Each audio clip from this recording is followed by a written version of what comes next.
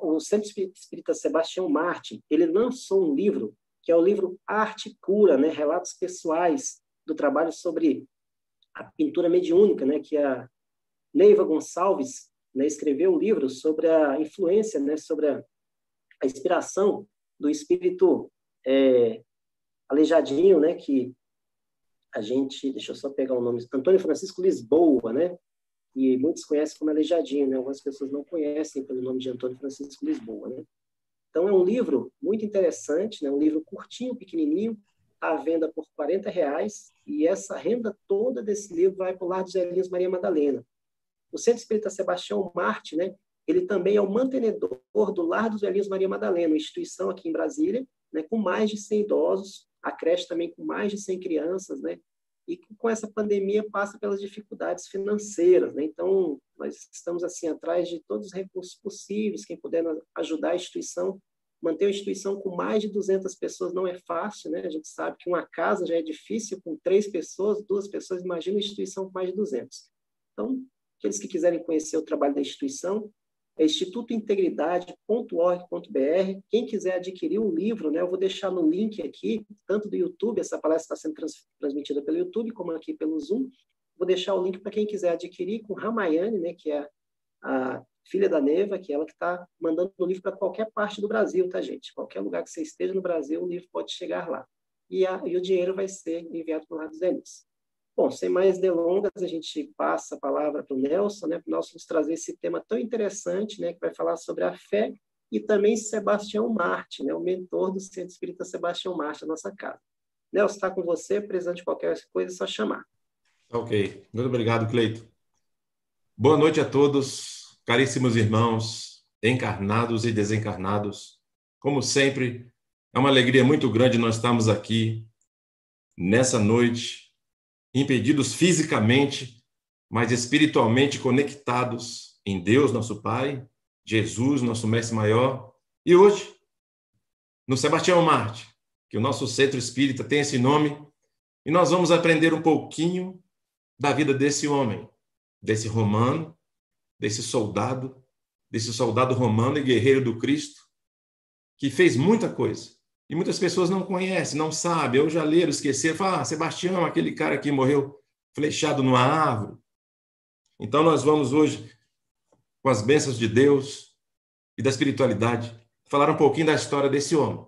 Mas antes, falando um pouquinho do tema também, nesse tema da fé, que mexe com todos nós, muitos de nós estamos balançando muito na fé ultimamente, muitas pessoas duvidam de muita coisa e não acreditam na providência divina, no olhar de Deus sobre todos nós.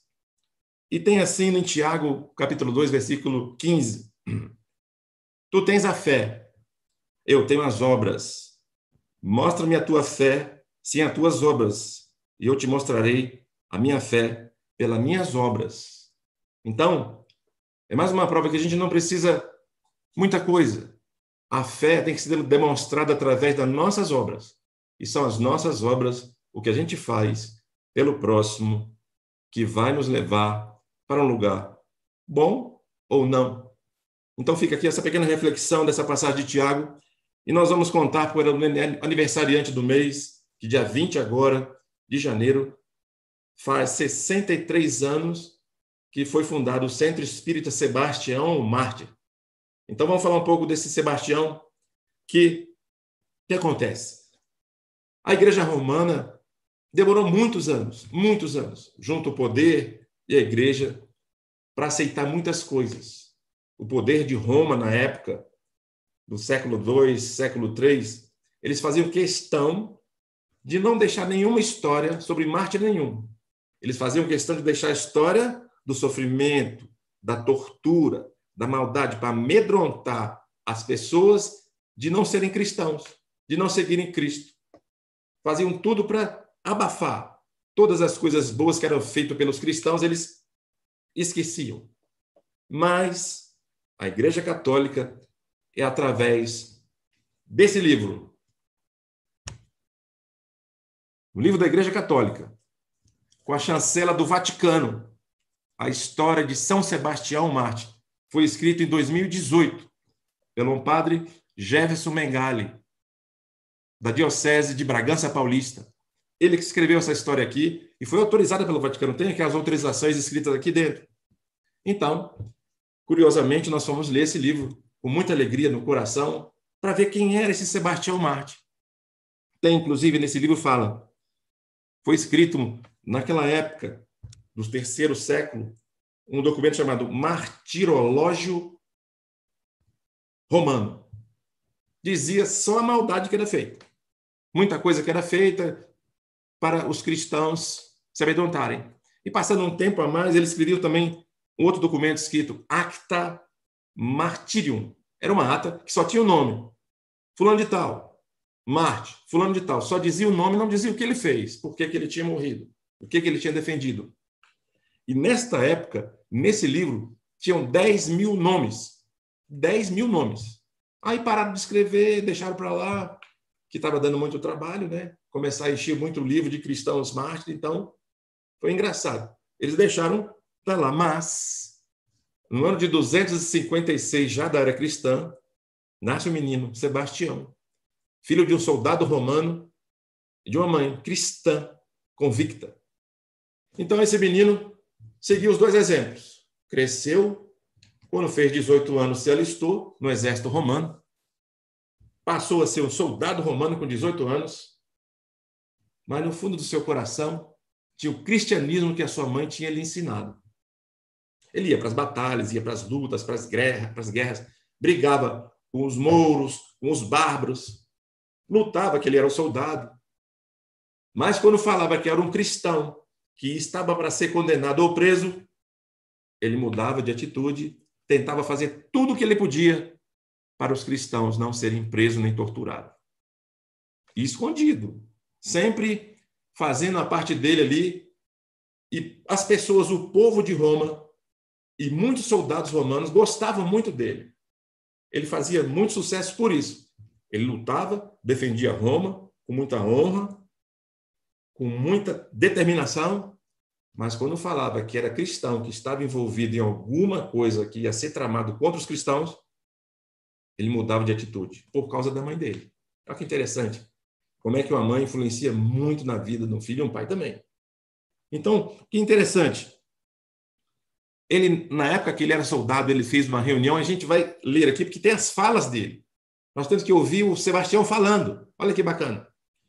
Reuniu com alguns soldados lá que estavam meio em dúvida. Você fica defendendo esses cristãos aí, uma hora a gente vai ser pego. Vão prender a gente, vão matar a gente. Ele falou bem assim. Sei que muitos de vocês não terão forças para suportar a humilhação e o sofrimento, e por esse motivo, talvez se convertam ao paganismo, esquecendo-se dos ensinamentos de Jesus. Eu, como soldado romano, terei a oportunidade de me aproximar deles e poderei levar-lhes a palavra de conforto que necessitam. Poderei reforçar-lhe a fé, cumprindo o meu papel de cristão. Falou isso numa reunião cheia de soldado romano. Olha que legal.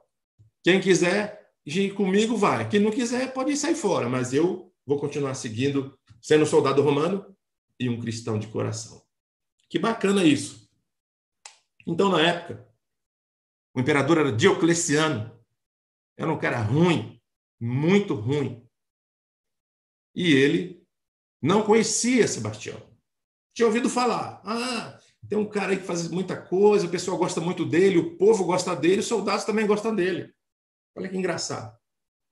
Aí, ele falou assim, é mesmo? Existe esse cara? Traz ele aqui. Levaram ele para Diocleciano, Sebastião, e Diocleciano falou, olha, eu ouvi muito bem falar de você e tal, que você é uma pessoa bacana, tem muita gente elogiando você, e eu queria que você ficasse aqui no palácio. Você vai ser o chefe da primeira corte da Legião de Infantaria da Guarda Pretoriana. Foi designado chefe, braço direito de Diocleciano. Olha que situação. Braço direito do imperador ruim, que era o Diocleciano. Ele obedeceu, o soldado romano, pronto, senhor imperador, aqui estou. E continuava fazendo as mesmas coisas que ele fazia junto aos cristãos, defendendo todos os cristãos de armadilha, de maldade, de crueldade, tudo que ele podia, ele fazia para ajudar os cristãos.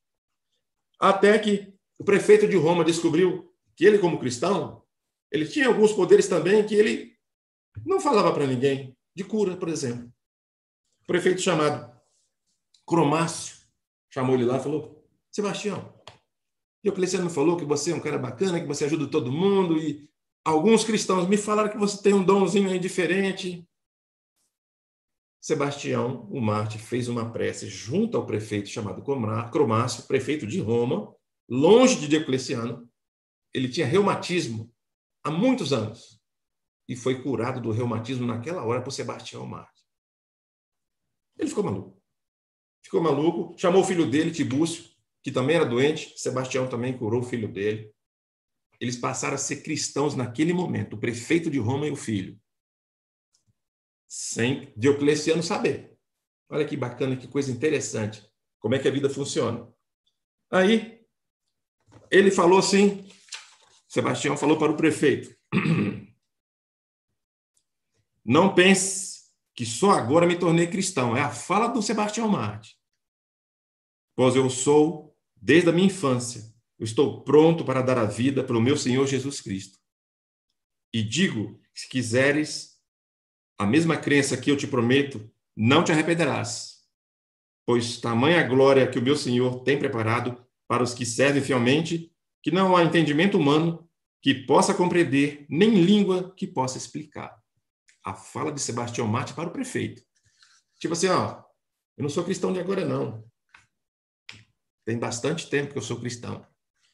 Aí o tempo passa novamente e Sebastião continua da mesma forma, um grande soldado, fiel a Roma e cristão. De vez em quando ele ia nas celas onde estavam os prisioneiros cristãos, quando não tinha mais jeito, olha, está tudo preso, vão ser condenados, vão morrer amanhã. Aí ele falou, esse não tem jeito, né? Já estão no corredor da morte, não posso fazer nada, que senão vão me descobrir. Ele foi lá dentro do calabouço, onde tinha um monte de gente de cristãos, e tinha um pai convencendo 2 filhos chamados Mateus e Marcelino. Olha, na hora que perguntar se vocês são cristãos, reneguem o Cristo. Diga que não são cristãos, não, senão vocês vão morrer. Vocês são meus únicos 2 filhos, vocês vão morrer. E Sebastião ouviu aquilo e falou o seguinte: dentro da cela, junto com um monte de cristãos condenados à morte, onde estava Mateus e Marcelino, os irmãos. Meu nome é Sebastião. Eu estou aqui para encorajá-los nesse momento de dor e agonia, afirmando que sim, vale a pena morrer por nosso Senhor Jesus Cristo. Lembre-se das palavras que Jesus nos deixou. Felizes os que são perseguidos pela sua justiça, porque deles é o reino dos céus. Felizes sois quando vos injuriarem e perseguirem, e mentindo disserem todo mal contra vós por causa de mim. Alegrai-vos, regozijai-vos, porque será grande a vossa recompensa nos céus, pois assim que perseguiram os profetas que vieram antes de vós. Isso está em Marcos, capítulo 5, versículo 10 e 12. Mas foi a fala de Sebastião Marte, dentro da cela, para 2 cristãos que estavam sendo incentivados pelo pai e não estavam muito firmes do que ia acontecer. Só que nesse momento que ele falou isso, olha que coisa maravilhosa.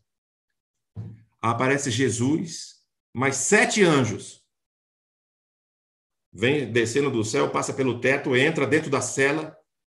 Todo mundo ali, ninguém estava vendo, mas tinha uma senhora chamada Zoé. Ela é esposa do carcereiro, estava lá com o marido, né? Deve ter levado alguma coisa para ele comer, leva marmita para o chefe da cela, o carcereiro, chamado Nicostrato, nome engraçado. E ela era muda, havia 6 anos. Ela viu a cena. E correu desesperada, se ajoelhou do lado de Sebastião Marte e falou: eu sou muda. Tipo, ela muda, mas falou: eu não consigo falar. Sebastião entendeu que ela falava, mesmo sendo muda, que ela estava vendo a cena toda de Jesus, Sebastião Marte, mais 7 anjos dentro da cela, para convencer aquele monte de gente ali a não fracassar naquele momento do testemunho. E ele fala para ela assim: se tiveres fé no Cristo, o Cristo pode te curar. O Cristo pode te curar. E coloca a mão na cabeça dela. E ela começa a falar. e sai gritando para todo mundo na cela o que ela viu. Conta para todo mundo o que ela viu. Naquele momento ali, 16 soldados, mais o carcereiro e a mulher, se converteram ao cristianismo na cela. Todos eles, todos eles. Já tinha um monte de gente presa que ia morrer. Mas 16 soldados, o carcereiro e a esposa também se converteram naquele momento. Por causa dessa situação espiritual, que Jesus apareceu para eles ali nas celas, mas só ela que viu. E era muda. Sebastião viu. Olha que coisa maravilhosa, que cena maravilhosa. Imagine essa cena. Converteu todo mundo. E eles caminharam, foram martirizados, ninguém podia fazer nada, e Sebastião continuou a vida dele, de soldado. Fazendo o que ele tinha que fazer. Até que, como a gente sabe, como a inveja, o ciúme, o egoísmo são muito grandes há muitos anos, né? Persegue muitas pessoas. Para não ser diferente, tinha um dos oficiais da guarda de Diocleciano chamado Torquato, que falou assim: imperador, tem muita gente aí falando muito bem de uma pessoa que é muito bacana, muito legal, o povo gosta dele, faz muita coisa boa para os soldados, mas ele não é o que o senhor pensa, não. Ele é um traidor. Ele é um cristão. Aí o imperador fica doido, né? Porque ele chamou o Sebastião para ser o braço direito dele. Vem um outro oficial e fala: ó, esse cara que você indicou como sendo seu braço direito é um traidor, é um cristão. Pronto. Diocleciano manda chamar o Sebastião, coloca na frente dele, e ele fala: eu queria ouvir de você, porque eu ouvi alguém falar aqui que você é um traidor, que você é um cristão. Eu quero ouvir de você. Se isso é verdade ou é mentira. E Sebastião fala bem assim: sim, senhor imperador. Torquato disse a verdade. Com toda a minha honra e meu orgulho, eu confirmo que sou realmente um cristão. Mas não sou seu inimigo. Sou um soldado romano. Aí o imperador começa a falar um monte de besteira para ele. E ele continua. Não vale a pena falar o que o imperador falou, mas o que ele fala é interessante, está aqui.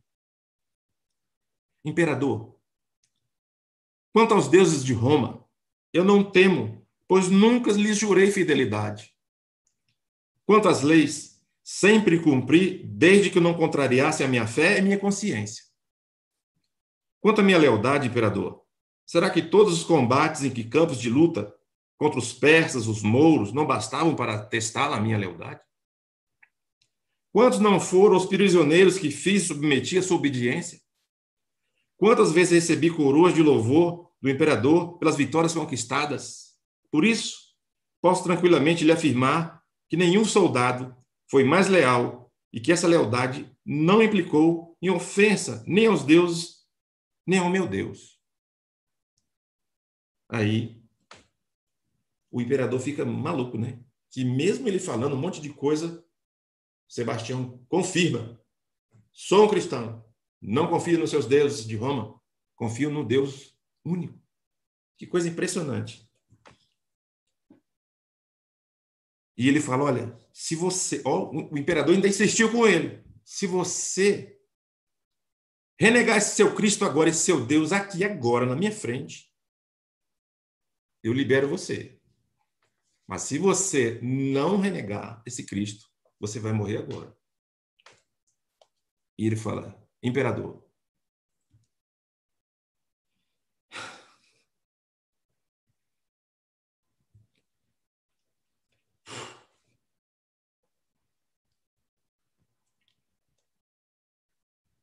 eu prefiro Jesus Cristo.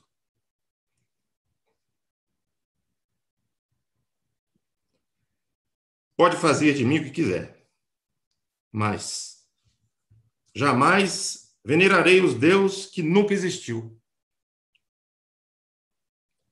A morte será um momento de alegria e o meu sangue será derramado. Uma vitória para mim e meus irmãos cristãos. Diocleciano, nesse momento, fica furioso, furioso. Manda chamar os arqueiros, vários arqueiros. Manda tirar a roupa de Sebastião. amarra ele num tronco, numa árvore, sem roupa, e fala assim: olha, eu quero que vocês acertem os pontos vitais desse homem. Eu não quero que ele sobreviva.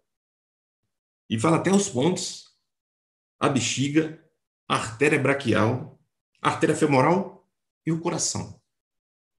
E vai, aquela fileira de arqueiros, Sebastião amarrado na árvore, pelado, e solta as lanças.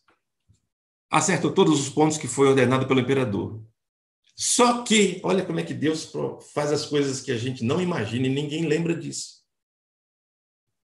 Uma mulher chamada Irene, uma cristã, fervorosa, viúva, com mais alguns rapazes, sabiam que ia acontecer isso, já sabiam da denúncia que Torquato tinha feito sobre Sebastião, e se escondem numa moita próxima e assiste aquela cena. Sebastião é flechado, fica caindo, muito sangue correndo, uma hemorragia muito intensa. Os soldados falam: ó, esse aí já era, não tem jeito não. E vão informar o imperador: executando a tarefa, o homem está morto. Irene e mais os rapazes, depois que os soldados se afastam, pegam o lençol, pega ele com muito carinho, desamarra ele da árvore, coloca ele no colo, começa a limpar o rosto dele e o sangue que estava no corpo dele, muito sangue. Ele dá um suspiro. Ou seja, Sebastião não tinha morrido com as flechadas, ele não morreu com as flechadas. Irene pegou ele com os rapazes, levaram para a casa dela e foram cuidar de Sebastião. Ele ficou um mês lá, cheio de machucado, imagina, flechada no corpo inteiro, nos pontos vitais. Não estava bom ainda, não estava bom ainda. E Irene, com o maior cuidado, ele falou assim: Irene, eu não cumpri minha missão ainda. Eu tenho que ir lá falar com o Diocleciano. Ela: mas Sebastião, você é maluco? O homem já falou que você está morto. Por que você não se esconde? Tem tanto lugar aqui na Itália, em Roma, para você ir pregar o evangelho. Deixe esse imperador para lá. Ele já deu você como morto. Você não precisa mais ser um soldado romano. Vai pregar o cristianismo aí afora. Ele: não. Eu não acabei a minha missão ainda. Eu vou lá falar com o imperador. E foi. Acaba danado, né?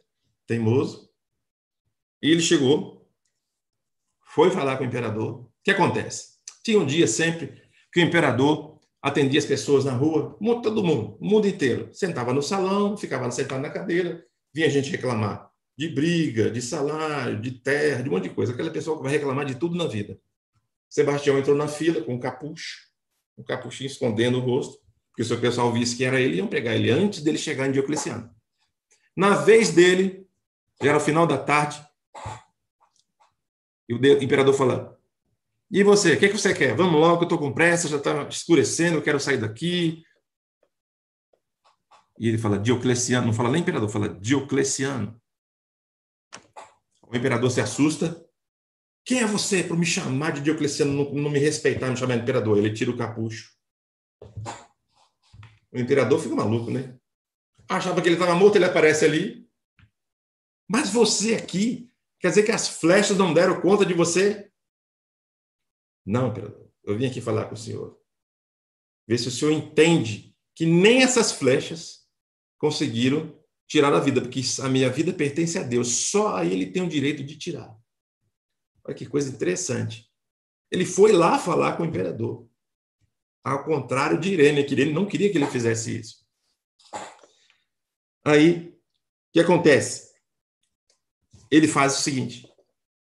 O imperador começa a falar com ele de novo: olha, vou lhe dar uma segunda chance. Segunda chance. Já que você veio aqui falar comigo, eu quero que você renegue o Cristo novamente. Que aí eu te liberto. Você pode fazer o que você quiser, não precisa mais ser soldado, você vai seguir o seu caminho, só renegando o Cristo e aceitando os deuses de Roma como seus salvadores. Interessante, muito interessante, porque ele não aceita. Você já pensou que situação?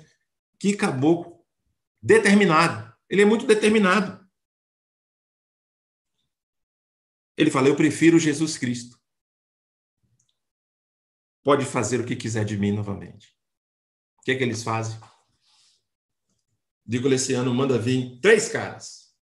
Um com a bola de ferro, outro com um porrete e outro com uma chibata. 3 caras, 3 verdugos daqueles soldados romanos, espancam Sebastião no dia 20 de janeiro do ano de 288. Espancam até a morte. Demorou alguns minutos, ele estava morto ali naquele local. Então foi assim que Sebastião Mártir morreu. Não foi nas flechadas.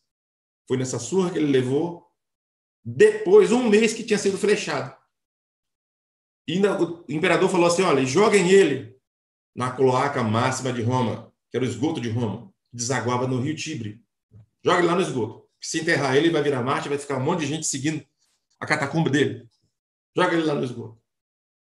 Jogou ele no esgoto. Passou alguns diazinhos, 2, 3 dias. Uma mulher, novamente, uma mulher. Primeiro foi Irene. Irene foi socorrê-lo, que ele ainda estava vivo. Uma mulher chamada Luciana teve um sonho com o espírito falando para ela, olha, nós precisamos dar um enterro decente a Sebastião. Ele é um cristão. E ele está no lugar tal, tal, tal, preso num ferro tal, perto da tantos metros do rio Tibre. Vai lá que você vai achar ele. Ela foi com alguns amigos e estava lá o corpo de Sebastião, preso no fundo do rio Tibre. Tirou o corpo dele, deram um enterro digno para ele numa catacumba perto de alguns cristãos, em Roma. Foi enterrado. E daí para frente, muita gente começou a seguir, porque ele estava enterrado num lugar diferente. 288, que ele morreu.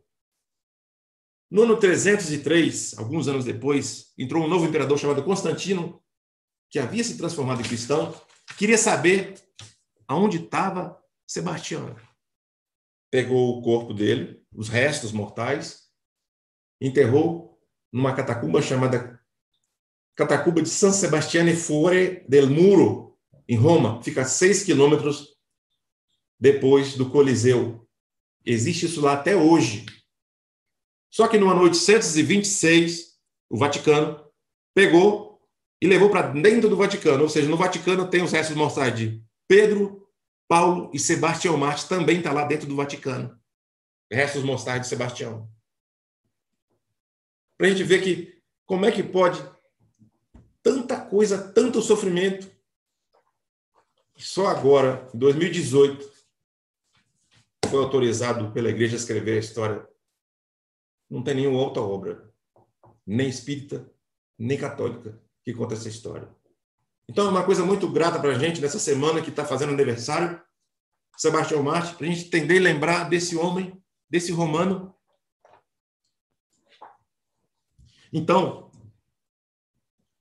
nosso querido Jorge Cauê, que escreveu esse livro aqui,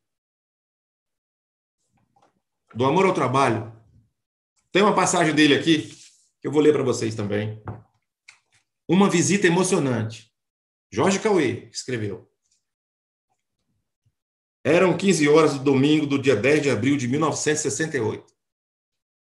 Estava reunida toda a diretoria do Centro Espírita Sebastião do Mártir, onde estava eu, Icanusa, José Miranda e mais 2 companheiros. Tratavam de assunto diverso. Senti que uma grande luz se aproximava e quanto mais perto ela chegava, tornava-se maior. Fiquei estático, magnetizado. Notei que meus companheiros silenciaram. Daquela luz, materializou-se um espírito alto, simpático, de cabelos grisalhos e disse: eu sou Sebastião Mártir. Vim visitá-los. Olha só que coisa. 1968, 10 de abril. Sebastião Mártir foi visitar o Cezon, o patrono da casa. O Cauê continua escrevendo. Senti naquela hora uma emoção muito grande se aproximando de mim e ainda disse Sebastião: filho, que Jesus te abençoe. Estou contente por teres abraçado a tarefa que te confiamos. Estaremos ao teu lado. Muito trabalho terás pela frente. Confie em Jesus e nada te faltará. Palavras de Sebastião Mártir para Jorge Cauê, em 1968. Quer dizer, o centro tinha 10 anos. Então, quantas coisas bacanas, quantas coisas interessantes tem na história do Cezon de Sebastião Mártir que a gente não sabe. Então, a gente precisa relembrar isso. E, graças a Deus, isso aqui vai ficar gravado. Nós vamos passar dessa para outra. E essas coisas, essas histórias têm que ficar gravadas para as pessoas lembrar. Por que Cezon? Por que Sebastião Mártir? Quem era Sebastião Mártir? Muitas pessoas não sabiam. E trazendo para o nosso tema da noite, que é a fé. nós estamos vivendo... tem outra coisa interessante. Sebastião Marte, para os romanos, é o padroeiro das pestes, da pobreza e das guerras. Ele defende o povo contra essas três coisas ruins: peste, pobreza e guerra. O que nós estamos passando agora?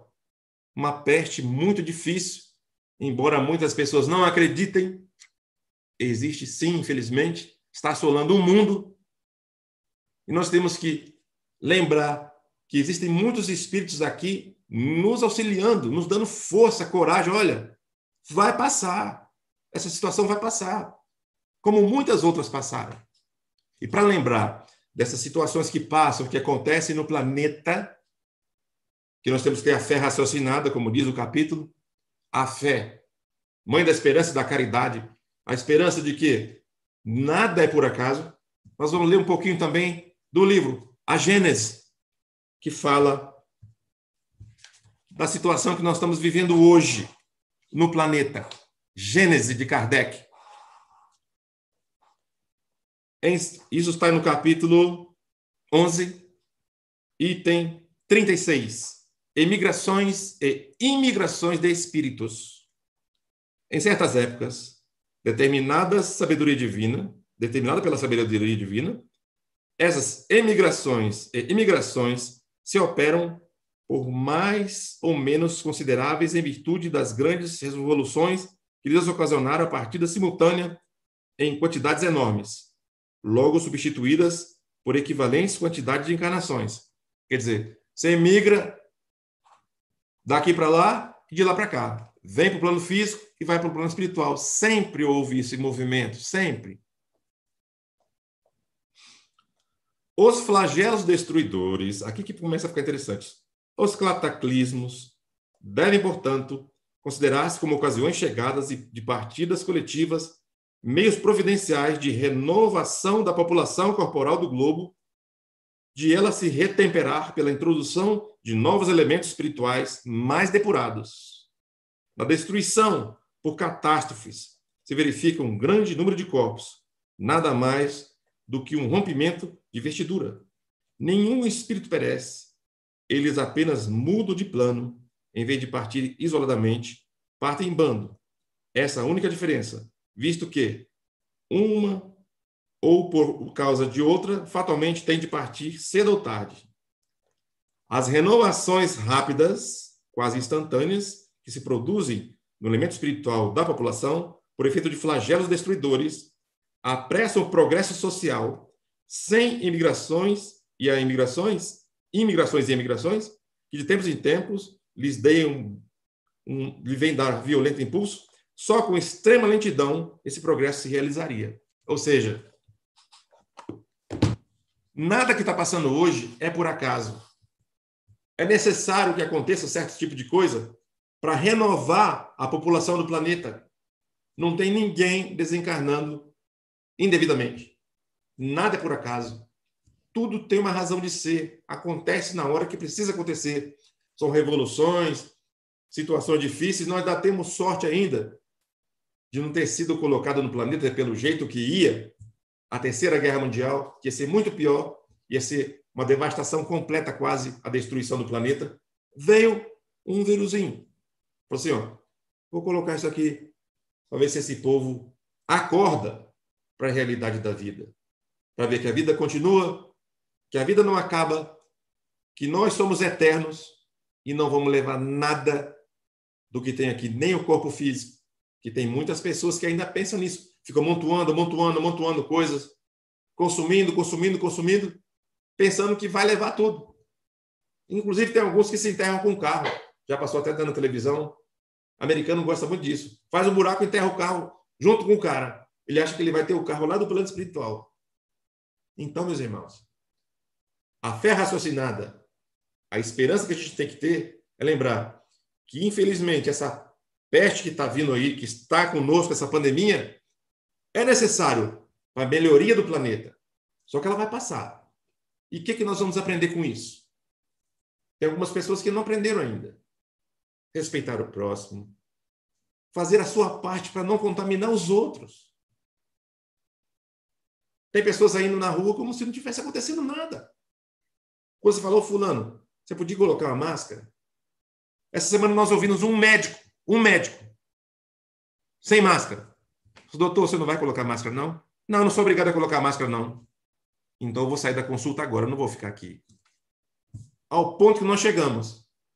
A pessoa não tem consciência. Então, são pessoas que precisam entender que nós temos que fazer a nossa parte aqui na Terra. Nós somos seres humanos e não vamos ficar aqui para semente. Como é que nós vamos passar para o lado de lá? Ah, eu não acreditava, não. Bacana. E aí? O que nós vamos responder? Com a responsabilidade que nós tínhamos de seres humanos, caridosos, que nós deveríamos ser para com o próximo, com a responsabilidade com o próximo. Então, meus irmãos, não é fácil. Não é fácil. O momento é difícil. Estamos vendo os irmãos lá no Amazonas morrendo, faltando o ar, no meio da floresta amazônica, que é o maior pulmão do planeta. Parece até uma brincadeira. Pessoas morrendo com falta de ar. Então, é muito difícil. A falta da fé, a falta da crença na vida após a morte dificulta esse momento. Muitas pessoas ficam desesperadas. Imagina você buscar o ar e não conseguir. É difícil. Mas nós temos a fé que remove montanhas, que o nosso amigo, irmão, patrono da nossa casa, Sebastião Marte, trouxe de exemplo para a gente. Olha, continue firme. Você vai morrer, Sebastião. Renegue Cristo. Não, eu não tenho medo. Ele sabia que a morte não existia. Essa fé, essa força, essa determinação que Sebastião Marte e vários outros espíritos de luz trouxeram para nos dar o exemplo, que nós temos que colocar em prática. Olha, a vida não acaba. Fulano está morrendo. Ele está só passando para o outro lado. Não está respirando, mas vai respirar do outro lado. O ar puro. Então, meus irmãos, nesses momentos que nós estamos passando de dificuldade no planeta e no Brasil também, vamos vibrar, vamos ter mais amor uns pelos outros. Respeitar o nosso próximo. Respeitar a ciência. Então, com isso, nós vamos facilitar a vida de muita gente. Nós vimos agora, recentemente, o Clube do Remo, por exemplo, futebol. Teve acesso da Série C para a Série B. Estava assim a rua de gente festejando, se abraçando. Qual é o resultado disso? Não tem outro resultado. É matemático. Vai ter contaminação em grupo e em muita gente. Então, meus irmãos, ajudando o tema da fé, junto com a fé que Sebastião Marte nos mostrou, nós temos só que agradecer a Deus essa chance que Ele nos dá de falar um pouquinho, de levar um pouquinho da nossa vivência, da nossa fé, que tem que ser muito forte, para levar outros irmãos de outras crenças. Olha, meu filho, a vida não acaba, não. Mas como é que é? Comece a explicar. Quantas pessoas são espíritas no mundo? Pouquíssimas têm noção que a vida continua. Então, nós temos que levar esse conhecimento, essa fé. Olha, a vida não acaba, não, meu irmão.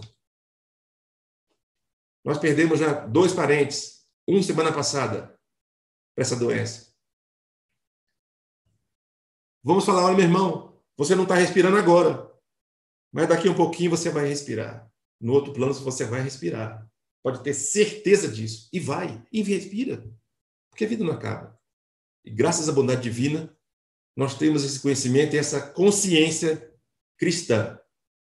E essa é a pequena mensagem que eu tinha para deixar para vocês, meus irmãos, nessa semana de aniversário do Sebastião Marte. Que Deus continue nos abençoando, nos trazendo muita saúde, muito equilíbrio e muito bom senso para continuar com a nossa fé raciocinada no coração.